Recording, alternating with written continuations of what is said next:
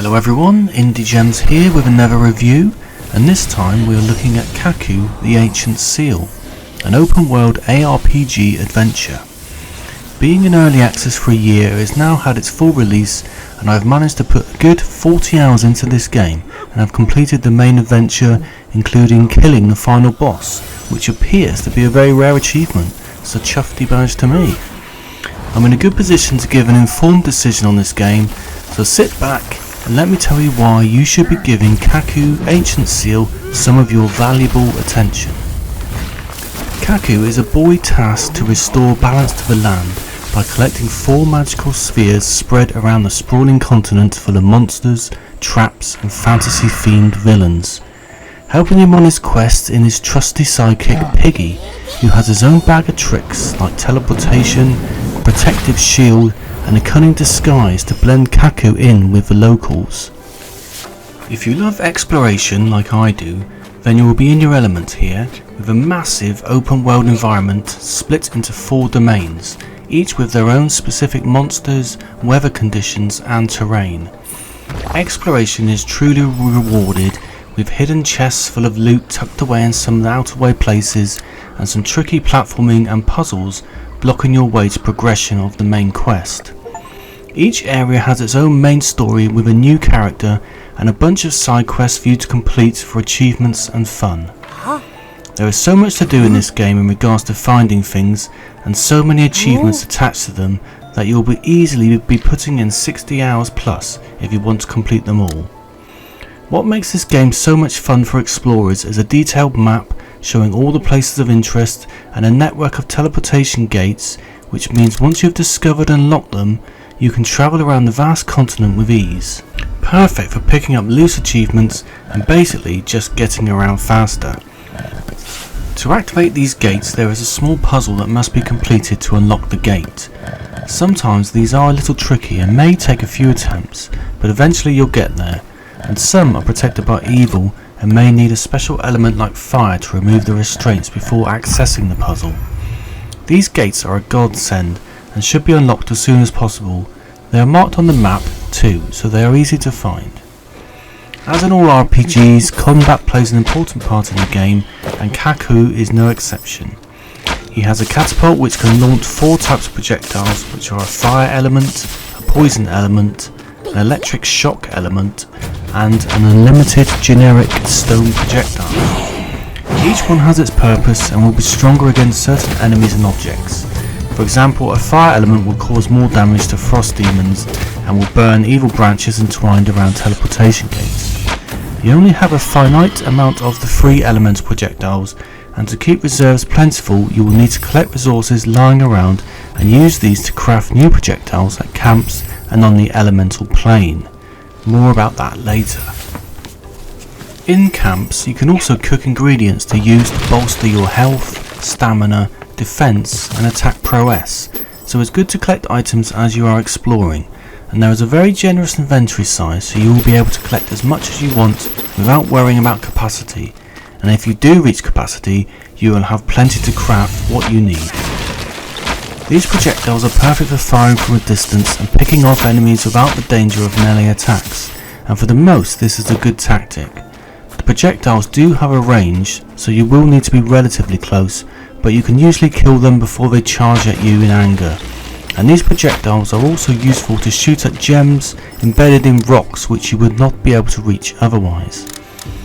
Of course, Kaku has a skill tree, which is a little fiddly to use with a very intrusive pop-up appearing when you hover over the tree. Come on guys, move the description out of the way please. Unlocking one skill and using it frequently will unlock more skills for you to use. And the beauty is that none of these extra skills require any form of payment apart from kills or uses. If you want to unlock more skills, then practice a certain move and use it constantly until its value has been fulfilled, and move on to another skill and do the same. Unfortunately, you are never notified when the skill has been completed, so you will need to check back to the elemental plane to see if it has unlocked any others. It wouldn't be too difficult to have a notification on screen to let us know we have unlocked a new skill to choose. That would be rewarding to see. Also, whilst I'm talking about notifications, there are a multitude of different enemies in the game, and they all have achievements tied to them, mostly for killing 100 of each enemy type. Please can we see a kill total for each enemy type so we know how close we are getting to the achievement. They don't even show as a progression on the Steam achievements page, so you are left having no clue how many you have killed. To be honest, the enemies are not that difficult to kill, especially if you use ranged attacks. There are 3 different difficulty levels, so you can tailor the game to your requirements, but even on a harder difficulty, it just gives enemies more hit points and doesn't change their behaviour. And because I prefer exploration and puzzles, I was happy just to keep it on normal. There is a challenge when you meet lords of their realm, who are giant creatures that rule the area they dwell in, and will have their own battlefield and different ways of attack, much akin to a boss fight. These can be difficult and may need a few attempts to defeat, and will reward you with a new set of armour, which you can also attach runes that give you various buffs. There's actually quite a lot of these creatures, ranging from mystical deer to giant sandworms, and they are great fun to battle. The ultimate goal in each of the 4 areas is to find the temple and recover the rune stone. Each area has a super boss to defeat, but before you get to the boss you have to complete a succession of trials, which are quite challenging in their own right. Some of these trials took me hours to complete, and even changing the difficulty level doesn't alter these trials in any way as far as I can see, so they just need perseverance and a bit of luck.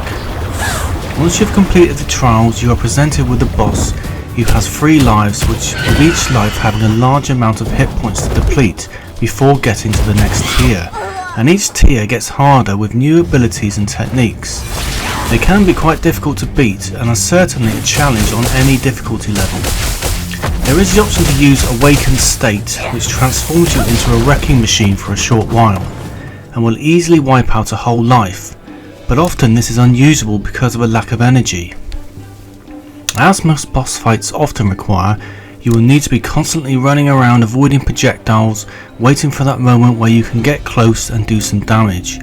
Your energy levels can be replenished using potions, as well as your health, defense and attack damage, which you'll be using a lot during these boss battles. If you find that you are just too weak to defeat the main bosses, you can teleport to the elemental plane and improve your stats in all areas, including capacity and damage levels of your catapult, unlocking your skill tree attributes, capacity of your potions. You can also compete in an underground ruin challenges to receive loot and upgrades. These are a bit like the trials before the super bosses, but a little more toned down. Each ruin demands a payment to enter, which are found in temples scattered around the lands, usually defended by enemies.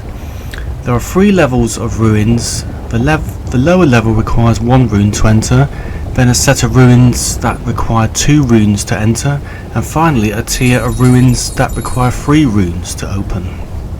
There are a lot of challenges here, and they are really fun to compete in and can be quite difficult, especially on the 3 rune temples. Again, it just goes to show how much content there is in this game. You certainly are getting your money's worth, and you will find that hours and hours have passed whilst playing this game. In conclusion, I would heartily recommend Kaku Ancient Seal if you enjoy open world ARPGs and you love exploring and fighting. The game looks really nice and there are loads of different areas to enjoy. You could say the game gets a bit repetitive as it basically follows the same pattern on each biome, but then again most of them do. There are enough side quests, puzzles and some creative platforming to keep things getting too familiar, and the number of mini bosses battles is impressive, along with the underground ruins and achievements to collect, so there are lots of different things to do. The main quest has an ultimate goal, but it was nice to have 4 quest stories going on with different characters and plot lines, and although the stories weren't that imaginative and there was no voice acting, they were welcomed nonetheless, and I appreciated the effort. Kaku Ancient Seal is certainly value for money, and I would recommend you check it out. The links are in the description below. Okay, that's it for another review. The only way I can make videos like these is if I have your support, so I would really appreciate a like, and please consider subscribing to the channel and I'll curate it on Steam for other reviews from the IndieGems team. Thanks and see you soon.